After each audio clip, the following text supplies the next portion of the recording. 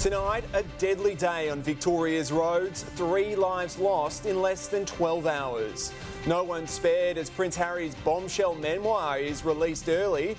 3 men arrested after shots were fired at a car in a dangerous pursuit. 2 rescued from their stricken boat along the Great Ocean Road. A hero macaw scares off intruders trying to smash their way into a Mickleham home.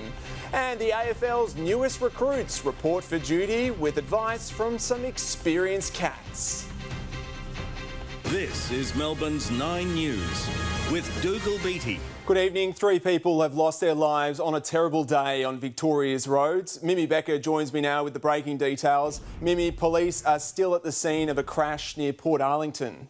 They are, Dougal. Sadly, 1 woman was killed in that crash that happened this afternoon around 3:30. 2 cars collided on Richards Road and paramedics had to treat 4 people from the second car, including 2 children. An adult was airlifted to the Royal Melbourne Hospital and police remain there on the scene investigating that fatal crash. About an hour earlier in Burwood East, a male motorbike rider was killed after he slammed straight into a car at the intersection of Middleborough Road and the Burwood Highway. Officers arrested the 18-year-old driver of the car at the scene and he's currently assisting police with their inquiries. 9 News understands that police are investigating if that red car may have been stolen. And sadly, another man has been killed after 2 cars crashed near Bendigo this morning. The vehicles were travelling along the Mackay Highway at Derrinal when they were hit head-on around 8 o'clock.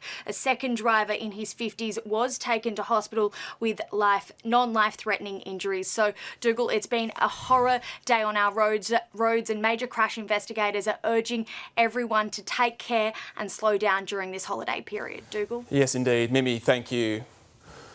Well, bombshell after bombshell is emerging from Prince Harry's tell-all memoir, leaked early by bookstores in Spain. In it, he reveals he killed 25 Taliban fighters, snorted cocaine as a teen, and calls his brother his arch-nemesis. More from Brett McLeod. The Netflix series had many wondering, was there anything left for the Duke of Sussex to say? The premature release of his book revealed there was plenty. I don't know how staying silent is ever going to make things better. Copies were on sale in Spanish bookshops days before they were meant to be released worldwide. Now we know that Harry says he killed 25 Taliban fighters while serving in Afghanistan. Not a fact that filled me with satisfaction, but I was not ashamed either. He admits he took cocaine several times when he was 17. Details how his father broke the news of his mother's death. Mum has been seriously injured and has been taken to hospital, my dear son. And he says years later, a woman he describes as having powers had a message to him from Diana.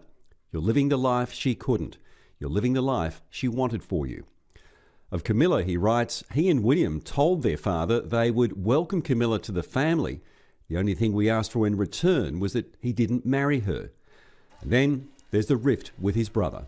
There's a quote in this book where you refer to your brother as your beloved brother and arch nemesis. There has always been this competition between us, weirdly. I think it really plays into, or is played by, the heir spare. Harry writes the fallout began over the infamous Nazi costume he wore to a party. He says Kate and William roared with laughter at it, but Harry wore the public shame. And the most sensational claim in an argument between the brothers in 2019, a seething William called Meghan Markle rude and abrasive before assaulting Harry. He grabbed me by the collar, ripping my necklace and knocked me to the floor. I landed on the dog's bowl, which cracked under my back, the pieces cutting into me. In an interview for British television, Harry was asked whether he's invading the privacy of his own family, in the same way he's complained about the media doing. That would be the accusation from the people that don't understand or don't want to believe that my family have been briefing the press. The press getting lambasted again in an interview with US television. I had no idea the British press was so bigoted. Hell, I was probably bigoted before the relationship with Meghan. You think you were bigoted before the relationship with Meghan? I don't know.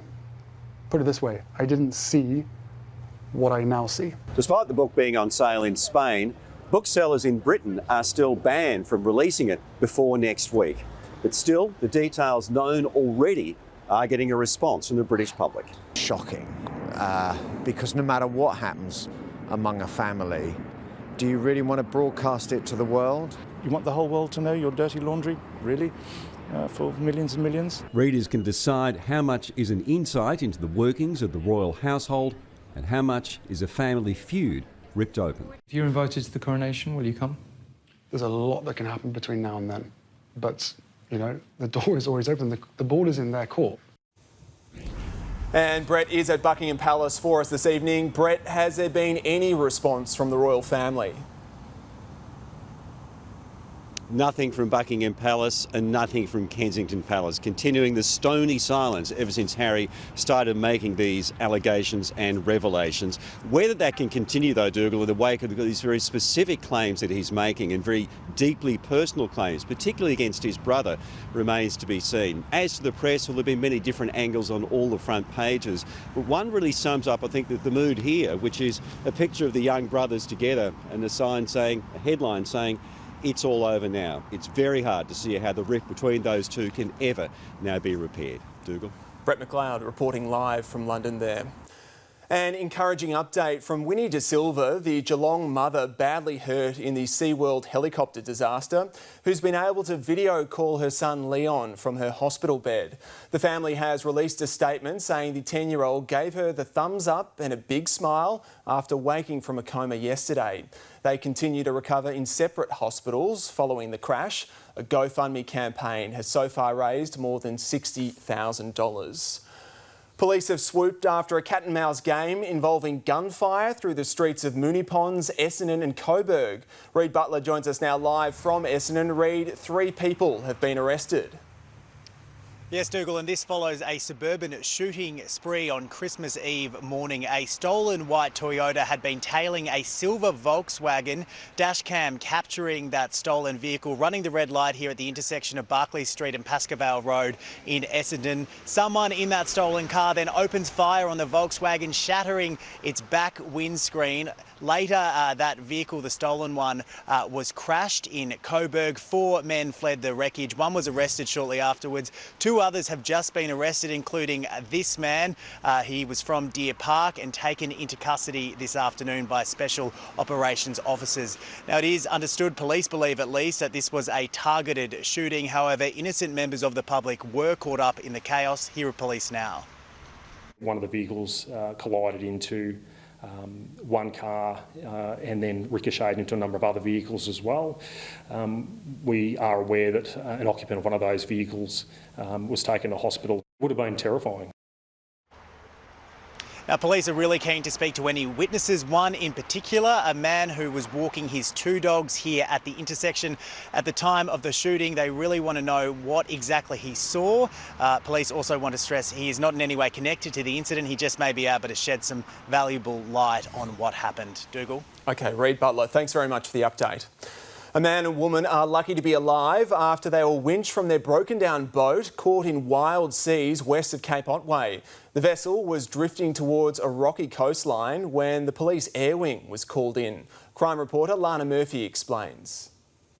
Stranded on the bow of their stricken boat, a man and woman hit troubled water, their ride on this pleasure cruiser reaching new heights as they were winched away from disaster. They were in quite a panic state, given the fact that the seas were quite large and the winds were quite strong. The 52-year-olds were lifted to safety, forced to leap into the sea before police air wing officers brought them to dry land. The sun was setting last night when the skipper made a panicked call. The initial information that we got is that the engine sustained some sort of electrical fault, which was rendering it disabled in the sea. They were unable to restart it. The anchor was no match for the swell, 750 metres offshore from Johanna along the Great Ocean Road. 9 News understands the pair was travelling from Warrnambool to Melbourne before the mechanical failure. Then they started drifting towards land. Quickly approaching the surf zone, which gave us great concerns that if they entered that surf zone, that they could capsize and their lives would be at risk. This stretch of shoreline is ominously named the Shipwreck Coast, and standing here,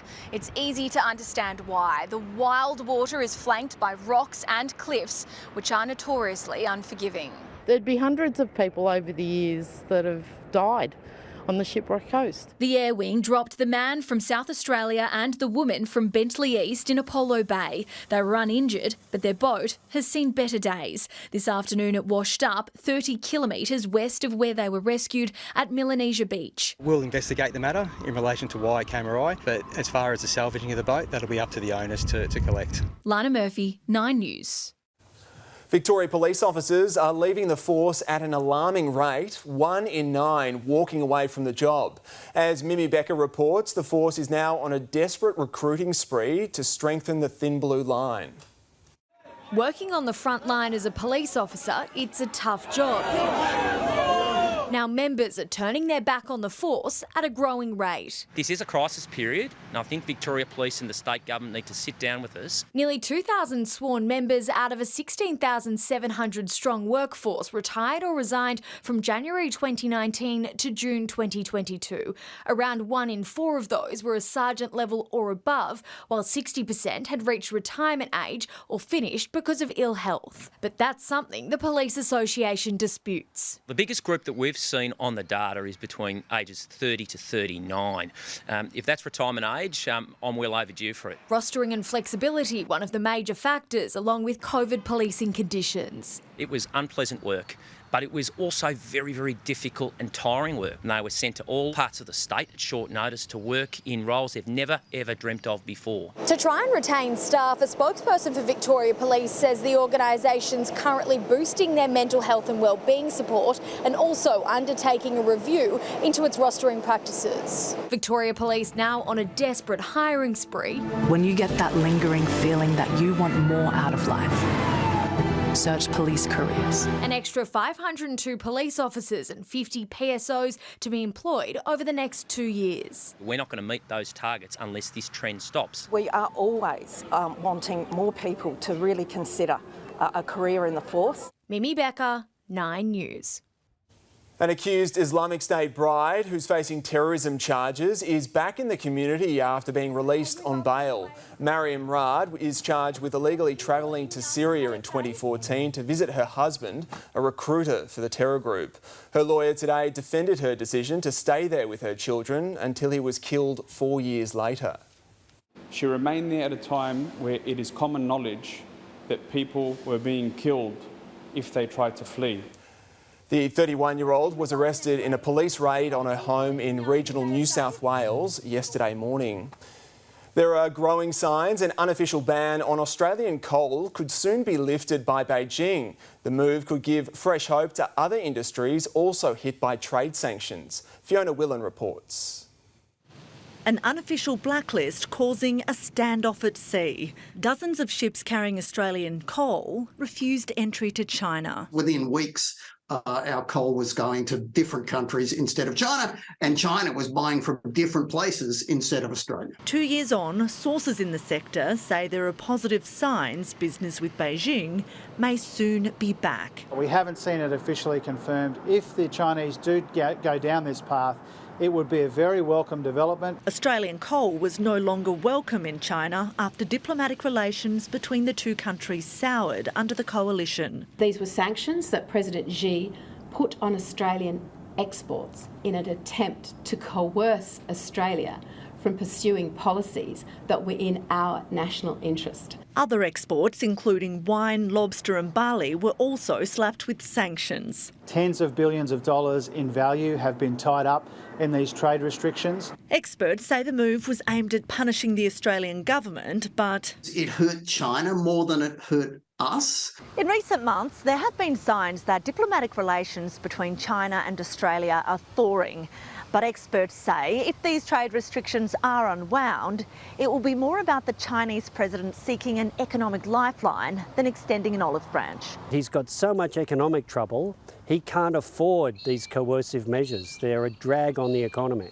The Minerals Council of Australia says it's cautiously optimistic and will be monitoring developments on the coal front over the next week or two. And it's thought other industries hit with trade sanctions will be watching closely too. Fiona Willan, 9 News. Football Australia has thrown the book at 7 hooligans who stormed the pitch during the infamous A-League Melbourne derby in December. One Albert Park man has been prohibited from attending any matches for the rest of his life, while the remaining 6 have received bans ranging from 10 to 20 years.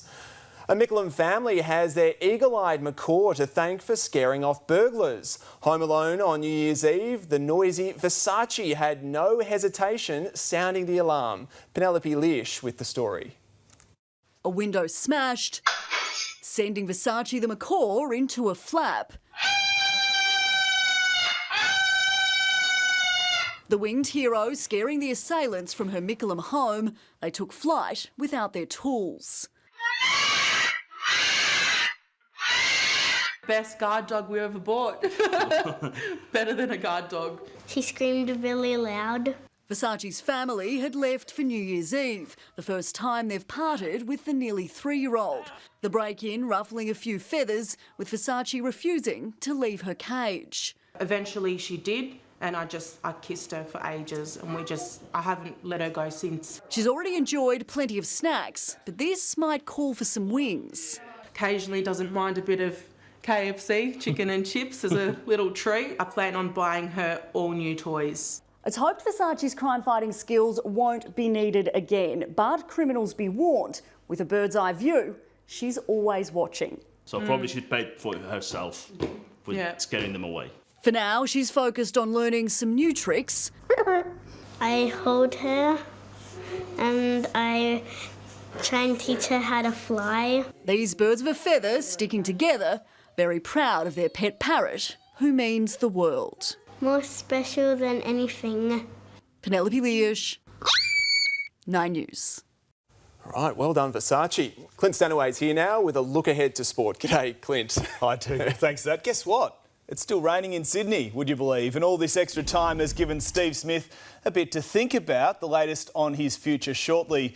Melbourne Park awash with tennis stars, but could it be the last time we see this bloke? I always love coming back here, and yeah, hopefully this isn't the last time. But yeah, we'll see.